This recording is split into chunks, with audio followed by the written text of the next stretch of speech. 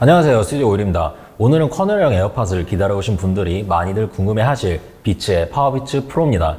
애플이 비츠를 인수한 지가 꽤 됐죠. 덕분에 비슷한 점이 상당히 많은데 과연 비츠가 커널형 에어팟이라는 소리를 들을 수 있을 만한 괜찮은 제품인지에 대해서 알아보도록 하죠. 먼저 케이스예요. 상단에 비츠 로고가 입체적으로 찍혀 있고 한눈에 보기에도 상당히 큰 케이스죠. 이렇게 에어팟과 비교를 하면 정말 무지막지하게 큰데 아무래도 유닛의 크기가 크기 때문에 케이스도 덩달아서 커졌다고 봐야겠죠. 에어팟 2세대와 마찬가지로 H1 칩이 들어가기 때문에 아이폰이나 아이패드 근처에서 커버만 열어도 자동으로 연결 UI가 떠서 연결이 편리하죠. 에어팟처럼 커버가 작지도 않고 힌지에 스프링도 들어있지 않아요. 하지만 자석이 들어있어서 커버 잘 닫히고 유닛은 의외로 안 빠져요. 하지만 케이스가 너무 크고 미끌거려서 열기가 조금 어려운 데다가 정사각형이라 어느 쪽으로 열어야 될지 항상 헷갈리기도 해요. 조심하지 않으면 떨어뜨리기 아주 쉽죠. 에어팟보다 몇 배는 큰데도 불구하고 에어팟 2세대에 들어간 무선 충전은 지원을 안 해요. 충전을 하시려면 뒤쪽에 라이트닝 포트로 충전하시면 되고요. 전면에 에어팟과 동일한 LED가 바깥에 자리하고 있고 커버를 열면 강제 페어링 버튼도 잘 있죠. 이어폰 본체로 넘어가자면 색상은 아이보리, 모스, 네이비, 블랙 4가지 색으로 나오니까 마음에 드시는 걸로 고르시면 될 것 같고 케이스와 마찬가지로 약간은 매트한 마감이죠. 그리고 안경다리 비슷하게 생긴 이 후크는 귀에 걸 수 있게 만들어서 격한 운동 중에 아무리 머리를 흔들어도 절대 빠지지 않게 해주죠. 이걸 실제로 착용하면 후크 부분은 거의 안 보이고 옆부분만 보이는데 착용했을 때의 디자인은 마음에 들어요. 다른 무선 이어폰에 비해선 조금 크고 무겁긴 해도 후크 덕분에 떨어질 일이 없어서 크게 불편한 점 없고 착용감도 괜찮아요. 운동용으로 만들어졌기 때문에 가벼운 비나 땀 정도는 견딜 수 있는 생활방수가 탑재되어 있고 덕분에 전면 버튼은 터치식이 아닌 버튼식이죠. 버튼을 가볍게 눌러서 누를 때 소리가 크다거나 귀에 압력이 차는 일은 없어요. 하지만 굉장히 큰 문제가 있는데 바로 진동판 찌그러짐이에요. 그 싸구려 이어폰 중에 가끔 착용할 때 찌그럭 소리가 나는 제품들이 간혹 있죠. 그게 진동판이 찌그러지는 소리인데 진동판이 클수록 재질이 물렁할수록 그리고 제품 설계가 빈약할수록 진동판의 찌그러짐은 심해져요. 파워비츠 프로는 그 중에서도 상당히 심한 편이라 착용할 때뿐만 아니라 버튼을 조금 세게 누른다거나 잘못된 부분을 누를 때 생기는 찌그러지는 소리가 매우 큰 데다가 아주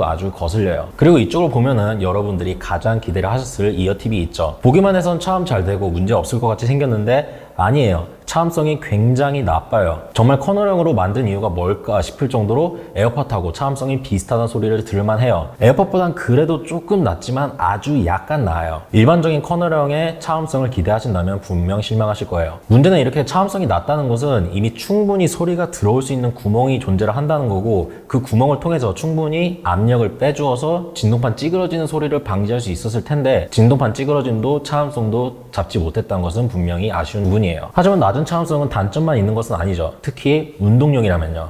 물론 조용히 운동하고 싶으신 분들도 계시겠지만 지나치게 소음 차단할 경우에는 주변 상황의 인지 능력이 떨어지기 때문에 낮은 차음성은 운동 중 위험에 처할 수 있는 것을 방지해줘요. 그리고 또 다른 장점이 있는데 귀를 완전히 밀폐하면은 걷거나 뛸 때 발소리나 심장소리 같은 신체 노이즈에 증폭되는 막힘 효과가 발생을 하는데 이것을 방지해줘서 운동할 때는 차음이 잘 되는 커널형 이어폰보단 편리할 수도 있죠. 하지만 일반적으로 커널형을 쓴다는 것은 어느 정도의 소음 차단을 기대하고 사용하는 것이기 때문에 많은 분들이 아쉬워하실 부분이라고 생각이 돼요. 이쪽 상단으로 넘어가면은 볼륨 버튼이 있는데 이게 정말 상당히 편했어요. 따로 이렇게 폰을 꺼내지 않아도 혹은 운동할 때 폰이 없어도 워치 같은 데 연결해서 볼륨 조절하기가 아주 편했어요. 다만 이어폰 양쪽에 있는 버튼이 둘 다 볼륨 버튼으로 작동을 하는데 한쪽은 고개 앞뒤 이동 버튼이었으면 조금 더 좋지 않았을까 싶어요. 그리고 유닛 쪽에는 에어팟처럼 이렇게 착용을 감지하는 센서가 있어가지고 착용을 하면 재생이 되고 빼면 꺼지는 건 에어팟과 동일하죠. 연결성으로 넘어가자면 에어팟하고 비슷한 수준으로 아주 괜찮아요. 일반적인 상황에서는 끊김이 없다고 보셔도 될 것 같고 지하철에 사람이 붐비는 시간대 같은 그런 극한 환경에서도 아주 가끔 끊기는 정도로 무선 이어폰 중에서는 상당히 괜찮은 편에 속하죠. 배터리는 충전 없이 단독으로 9시간이 가는데 정말로 오래 가요. 실제로 요즘 나오는 저전력 칩을 탑재한 무선 이어폰 중에서는 10시간이 넘는다고 광고하는 무선 이어폰들이 간혹 있는데 실제로는 절반도 안 가거나 배터리를 위해서 안테나 게인을 낮춰서 연결성이 엉망인 게 대부분인데 비츠는 정말 연결성도 좋고 실제로도 오래 가죠. 케이스를 포함한 총 사용 시간은 에어팟과 비슷한 24시간 남짓이란 거는 조금 아쉬운 부분이죠. 아무리 이어폰 본체가 커서 그랬다 하더라도 무선 충전도 없는데 조금 더 늘렸으면 좋지 않을까 싶어요. 게다가 에어팟에 비해서 약간 케이스 배터리 표시 오류가 있는 건지 혹은 뭐 누수가 있는 건지 모르겠는데 조금 배터리가 빨리 빠지는 느낌이 있어요. 실제로 에어팟보다 총 사용 시간은 덜 오래 가는 것 같기도 하고요. 음질은 아주 좋다까지는 아니고 딱 적당한 정도예요. 운동용에 타겟을 맞췄다고 보시면 될 것 같아요. 그래도 커널형답게 에어팟에 비하면 극점은 잘 나오지만 고음 쪽이 조금 별로예요.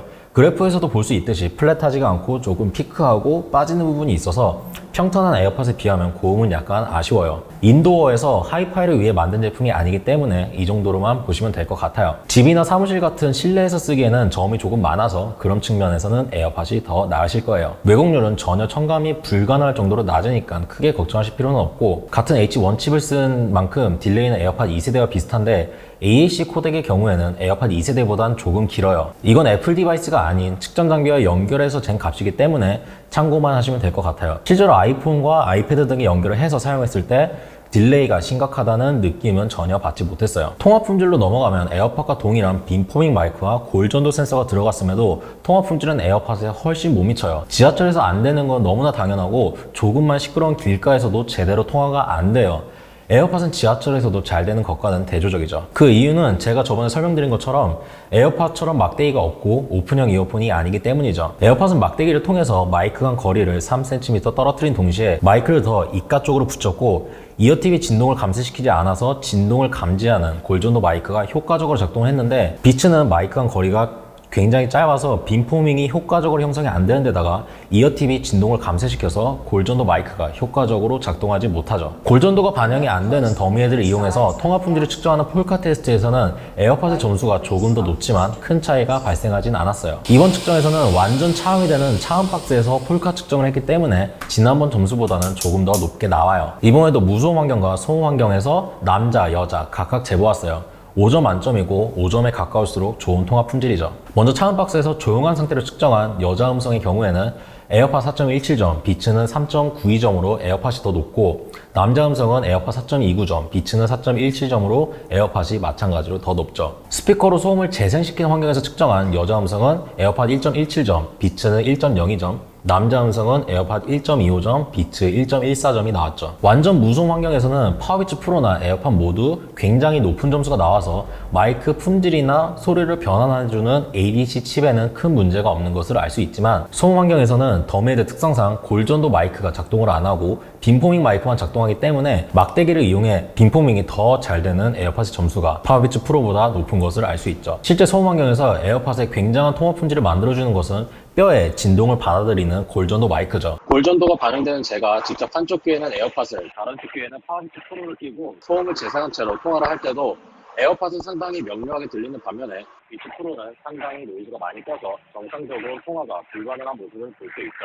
이 정도 말씀드렸으면 간단히 정리를 해드려야겠죠. 제가 보기에 파워비츠 프로는 운동에 의한 운동을 위한 이어폰이에요. 그 말이 즉슨 그 외의 용도로 쓰기에는 너무나 부족해요. 만일 제 친구가 야, 나 운동 시작할 건데 파워비츠 프로 괜찮냐? 라고 물어본다 하더라도 저는 추천 안 할 거예요. 어차피 운동 한두 달, 길어봐야 3달 하고 그만둘 거 아는데 26만 원은 너무 비싼 데다가 결정적으로 운동을 그만두고, 이건 농담이더라도 평소 일상생활에서 쓰기에는 적합하지 않아요. 차라리 저라면 에어팟을 추천하겠어요. 물론 운동 전용으로만 쓴다는 가정하에는 괜찮은 이어폰일 수도 있지만 이걸 살 사람 중에 대다수는 그렇게 쓰지 않을 거라고 생각을 해요.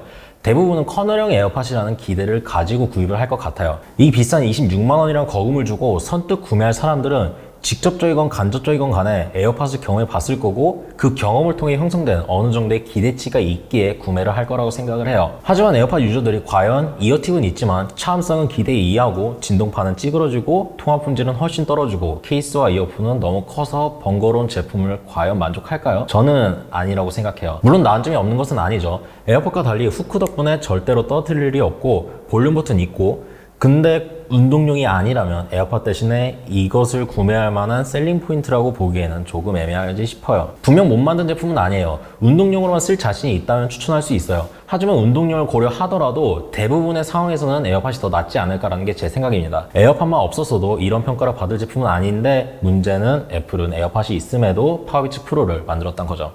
여기까지 파워비츠 프로 리뷰였고요. 궁금한 점 있으시면 아래 댓글 남겨주시고요. 저희 언더케이지 인스타그램, 페이스북, 그리고 네이버 TV에서도 보실 수 있는 거 잊지 마시고요. 다음 시간에 뵙겠습니다. 끝.